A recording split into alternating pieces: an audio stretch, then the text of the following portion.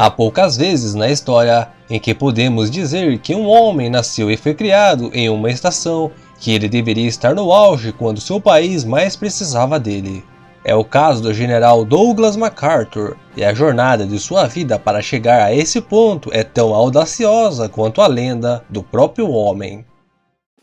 Estamos falando de um homem que foi nomeado para uma medalha de honra em aparentemente todos os conflitos em que ele participou. E no entanto, ele era inexplicavelmente conhecido por usar um kimono japonês em sua mesa e fumar cigarros em uma caixa de joias. O que quer que pense sobre isso, quando os Estados Unidos precisaram dele para enfrentar a ameaça japonesa, ele já estava a 3/4 do caminho para o Japão antes do primeiro tiro ser disparado. Por mais que o general MacArthur tivesse talento para perseguir a grandeza, tinha uma alegria igual para agitar e quebrar as pernas de seus superiores. Sua primeira indicação à medalha de honra pela ocupação de Veracruz em 1914 foi negada apenas porque o empreendimento audacioso que ele empreendeu não foi autorizado por seu comando. Vendo a necessidade de motores e locomotivas para apoiar a logística da expedição, o jovem MacArthur decidiu que ele mesmo iria buscá-los. Combatendo seu caminho de ida e volta, MacArthur se exibiu cedo em uma feroz onda de independência que serviria bem tanto para ele quanto para sua nação. Avanço rápido de alguns anos e a América se encontraria nos campos da França por volta de 1918. Por suas ações na Primeira Guerra Mundial, MacArthur foi nomeado pela segunda vez para a Medalha de Honra. E embora ele não tenha sido premiado pela segunda vez, sua reputação o lançaria para lugares de poder e destaques antes da Segunda Guerra Mundial. Após a Primeira Guerra Mundial, MacArthur se encontraria como o superintendente de West Point em 1919, o mais novo major-general do Exército em 1925 e o chefe do Estado-Maior do Exército dos Estados Unidos em 1930. Em 1935, MacArthur foi convidado a supervisionar a criação do Exército das Filipinas, e em 1937 ele se aposentou do Exército dos Estados Unidos aos 57 anos de idade, para se tornar o marechal de campo para o recém-formado Exército das Filipinas. Você ouviu isso corretamente. Antes do início da Segunda Guerra Mundial no Pacífico, o general MacArthur foi aposentado. Mas para que você não pense que ele tinha passado do auge, preciso lembrá-lo de que ele se casou e fez um filho aos 58 anos de idade. No entanto, com o conflito que se aproximava, seu filho não pisaria nos Estados Unidos até que ele completasse 13 anos.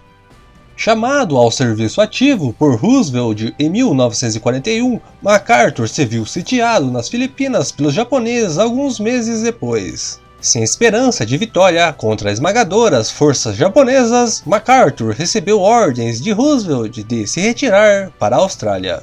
Uma decisão controversa que deixaria muitos soldados americanos nas Filipinas para se renderem e, no entanto, inexplicavelmente levou à terceira nomeação de MacArthur para a Medalha de Honra. Ao contrário das duas vezes anteriores, MacArthur foi realmente premiado com a medalha e muitos viram isso como movimento político e de relações públicas mais do que um prêmio por heroísmo. Entretanto, para um homem com duas nomeações anteriores e mais estrelas de pratas do que um humano tem dedos em sua mão, poucos podem negar o caráter combativo do homem.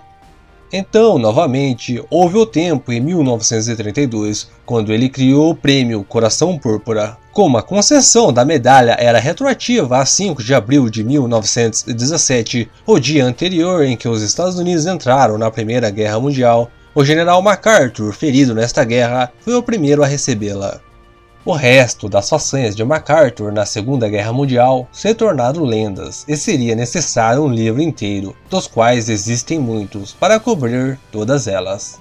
Prometendo voltar para as Filipinas, MacArthur fez bem isso em 1944.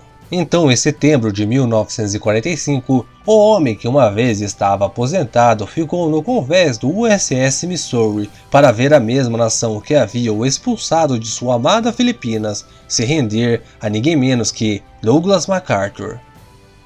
Ele se tornaria o comandante supremo das potências aliadas no Japão, enquanto supervisionava a reconstrução da sociedade japonesa. Não é um currículo ruim e um final adequado para 50 anos de serviço militar, mas a guerra ainda não havia terminado com ele. Com a invasão da Coreia do Sul pelo norte, MacArthur de alguma forma se encontraria inexplicavelmente no meio da guerra e da controvérsia novamente. Dessa vez, ele se encontraria em desacordo com o próprio presidente, o que levaria à subsequente remoção de MacArthur do comando. Alguns dizem que MacArthur queria destruir a China, outros dizem que o presidente estava preocupado com o poder e a influência de MacArthur sobre a guerra. Em ambos os casos, os Estados Unidos não pareciam se importar, pois reconheciam o que deviam a esse herói nacional, e em 1951 ele foi recebido em casa por uma grande fanfarra em um desfile. Sua influência na vida militar americana continuaria a aumentar. Ele chegou a aconselhar o presidente Kennedy em 1961 a evitar a escalada militar no Vietnã. O general MacArthur morreu em 1964. Um herói nacional que sempre estará cercado por uma névoa de controvérsia.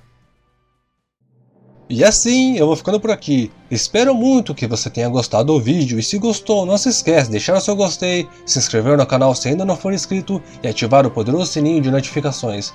Dicas e sugestões para os próximos vídeos você pode deixar aqui embaixo nos comentários. Eu me chamo Claudinei e te desejo um excelente dia.